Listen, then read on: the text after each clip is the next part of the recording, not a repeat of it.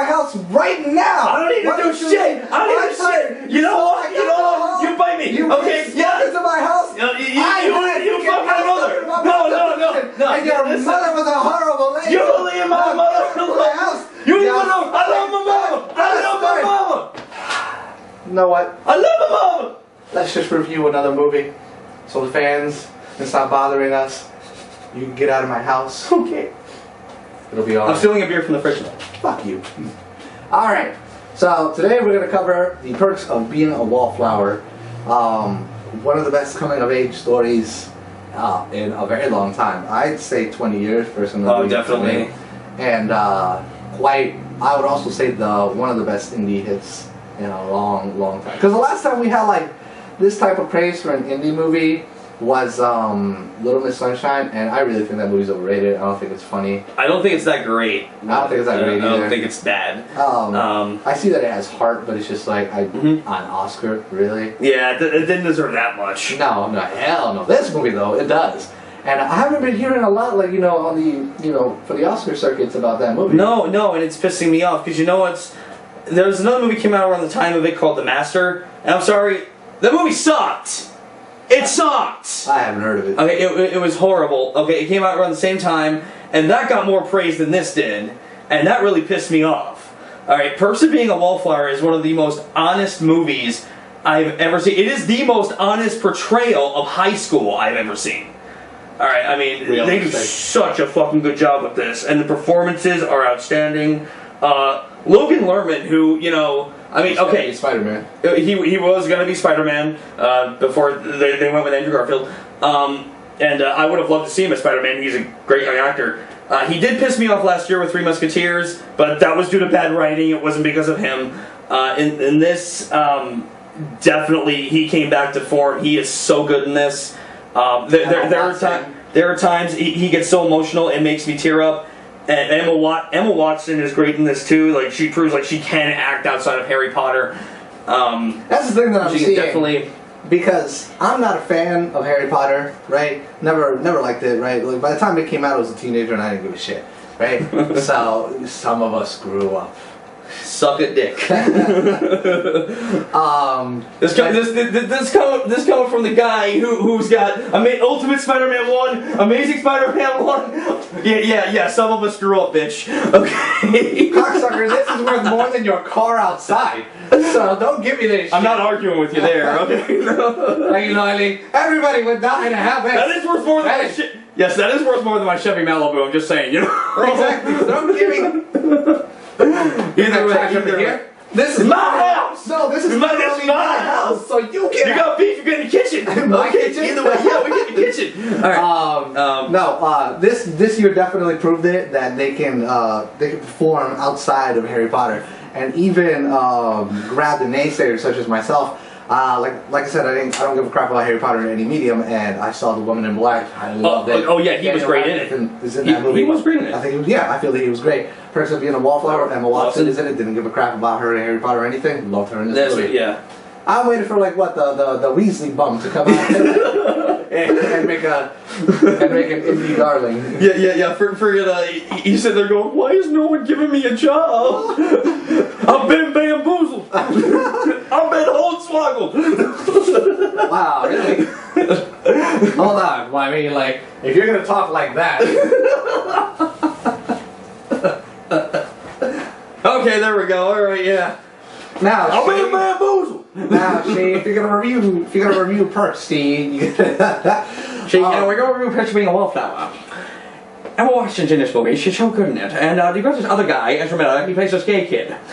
He gets the crap beat out of him, but then Logan Lerman somehow beats the crap out of all these punks, and for whatever reason he blacks out. He knows SS2. Yeah. She just goes nuts on these people. And so, what did you think, Spidey? I absolutely. No one cares what you thought. Either way. Okay. Do you think this is an Adam J review? Like, you just do whatever you want? I found this to be an endearing film. Very honest, very realistic. I mean, disturbingly realistic. Like, I'm just like, this is what high school was. Yeah. Right? I mean, like, to the fucking T. It was, yeah. Like to the bitch sitting next to you in class saying, nice trapper keeper, faggot. Yeah. Like, right down to that. Yeah, exactly. It was perfect. Other films should look at this film. Yeah, other films like sugarcoat this shit. You know, I used to think like American Pie, because it didn't PG-13 it, like that kind of had like an interesting concept of what high school was about. No, that can go fuck itself compared to this movie.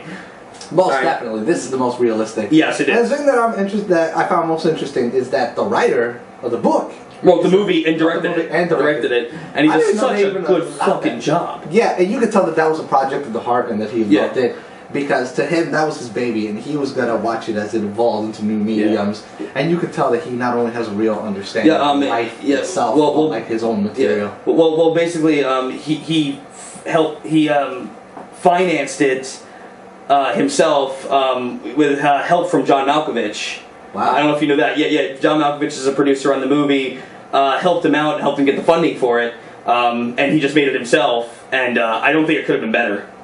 I thought it was just perfect the way he did it, because you know it's his story. You know, let him do it. Yeah, in movie form. And you know what? I actually have read the book recently. After I saw the movie, I went out and I bought the book. I read it. Close adaptation. Oh yeah, very close. And the thing is, there's certain tweaks like in certain events. Like, he cuts a few things out, but things that really wouldn't have looked good on film. Mm-hmm. You know, so like he knew what would look good on screen and what wouldn't. Right. So yeah, absolutely perfect adaptation. Loved it. And I mean, it has a sense of balance for all elements. It does drama extremely well. It has its very well humorous moments. Oh, like till one of us dies of cancer because we're too afraid to break up with the other one. No. I'm like, it's like, how's your first relationship going, Charlie? It's going so bad that I keep having to imagine that one of us is dying of cancer, just so I don't have to break up with her. No, but that's the thing, though. That's another thing that's so honest. I've been in a relationship like that. Where you wanted, Okay, like when I just wanted out, but like I felt so bad because like we had the same circle of friends. It was just so fucking hard. Exactly. Yeah, and you know, again, with it just being painfully fucking honest. It doesn't beat around the bush. Very, I agree.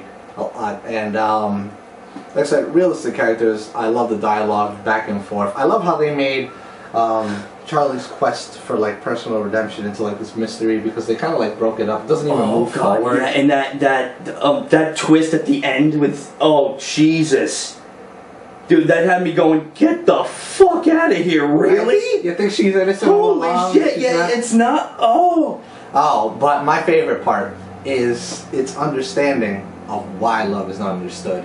Oh yeah, it's when love we deserve the most. That was right. That was a great line. Yeah, because so you know, why do I always date assholes, right? And you have these women. We get the love we think we deserve. It's the truth. Right, exactly. We don't necessarily know what we need, but we go after what we think we want. Yes. And it perfectly displays that Emma Watson is a perfect driving force for that motto and that message. Because she's dating a guy who does nothing for her, and here's the good dude, you know, doing everything. He is essentially the perfect man for the job, so to speak. But he doesn't. He loses out, gets friend zoned in for this jerk off. And I mean, trust me, you ever heard the thing? You know, and that's happened to like every guy. Come on now. Yeah, exactly. That's happened so many times. Right. It's ridiculous. He displays it first, ladies. You make no sense. It's true. We're like Hitchcock. We just don't understand. No. Hitchcock didn't understand. All right. This guy understands that perhaps. I've had some female friends tell me that they don't even know why they do the things they do. Right? Yeah. How like, well, you know, he's just gonna abuse me, so why do you keep going back? Exactly. I don't know. It's like I can't leave him. I love him.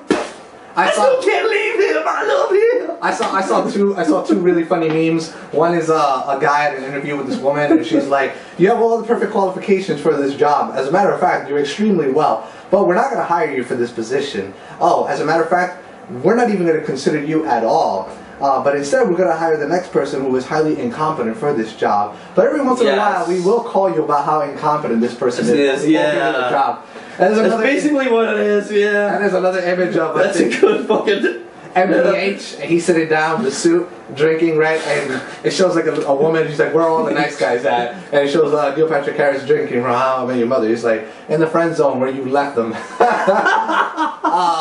But it's all true. It's all true. It is true. But anyway, it displays this very well in a dramatic and a humorous sense, and so much so to the point where you're like cheering for them to like, you know, to hook up or for something to happen, which is almost something that like seen by women in chick flicks, not something that like carries over to even guys. And this does it effectively well. I would be interested to see what Jigsaw would have to say about this, because I thought they had one of the most stunning soundtracks. Oh, absolutely. Ever. I love the whole old school music soundtrack it had. An eclectic score. Like there was this there's one part in the movie where like they're at a dance. And they're like, oh, they're actually playing good music, and Come On Eileen is playing. Yeah. It's fucking great. There wasn't. It's really hard, man, because there's nothing I hate. Oh no, there's absolutely nothing I hate about this movie. But I hate either. No, and but another thing this movie does, it handles uncomfortable situations comfortably, tastefully. Yes. That is a great plus for the movie. I mean, and it's shot beautifully too. Like those scenes in the tunnels. The tunnel. Oh, so good. Oh, right now we are infinite. Yeah, which is that. A feeling. Like I mean, I could agree with with knowing what that feels like. Mm-hmm. I mean, I honestly say, man, like if what do you think? Like, I would even say that even now in males that as a teenager, even though that's like life in 1999. Yeah. Like it's. Definitely. It's almost borderline overwhelmingly meta. That's how like close to the real it is, you know what I mean? I also think this definitely should get nominated for Best Picture. Oh, definitely. Yeah. Best Screenplay, No, let me tell you something. This is one of my favorite movies of the year, if not my favorite. Really? If not my favorite, yeah. Like I said, a beautiful indie darling, a perfect movie. And you don't even have to come from the same social circles to like appreciate it. I mean, me and my roommate saw this movie and like he loved it just as much as I did, and was just as equally engaged. We're not like, you know, sort of in the same social circles, but that's how powerful the movie is. Different backgrounds, all same story. Yeah. That's how universal it is, and that's how well the writers understand it. And personally, I'm just gonna put this out there. Ezra Miller, who played Patrick. Yeah. Best Supporting Actor nomination. Personally for me, I thought that. So dynamic. That performance, like, so emotionally gripping. He's such a fun character, but like when you get down to his layers and realize like he's actually in serious pain, and you actually see that pain come out. God damn, like seriously, if you don't like, it's heart-wrenching. If you don't even start to tear up, you have no soul. Like that was just beautiful filmmaking. And I found even the most minute characters highly engaging, and like ones that I support. Even like the two girls that they meet, like the one that the Buddhist chick and the Buddhist chick. Right? Yeah. I was sitting there like they're fun ass characters. Yeah, they're not in the movie much, but they're still fun characters. Yeah, see, I loved it. When they are in it, it all counts. Yep. It's like his sense of direction is okay. It doesn't matter how long they are there, so much as long as they leave an impression. And as long as an impact is made whenever they are there. So it's about how you manage your time, not how long of a time frame. Like I'm sitting there rooting for that film chick. Yeah. Like, yes, you can make it in NYU. Yes. Do it, babe. And then, like there was this other and like it brings me back to what I said in my review for Aliens, how you have like some of the Marine characters who are barely on screen for very long, but they leave like this lasting impression, so like you don't forget them. Exactly. Yeah, like same thing applies here. Alright, like that chick. You want to hear something funny? That Mae Whitman chick, you knew who she was, right? Yeah, Scott Pilgrim vs. the World. No, do you know what else? What other sci-fi film she was in? No. She was the daughter in Independence Day. Really? The president's daughter in Independence Day, yeah. We'll search that up at the weekend. Yes, Mae Whitman. I didn't know. I knew she was Tinkerbell. Mm-hmm. I knew she was the fourth X. Yeah. No, the third X? I don't know. She was one of the X's. Yes. But I didn't know that, so I had to. Yeah, she was 4, because after her came the twins. And then the guy at the end. Okay. So yeah, she was 4. Shit, I have a Scott Pilgrim poster right there. I should know. Shame. Nice. Any last words, comments, questions, or concerns? What? No. Other than this movie is fantastic. If you ever get a chance to see it, definitely see it. Most It's definitely. worth it. Most definitely. We'll catch you next time.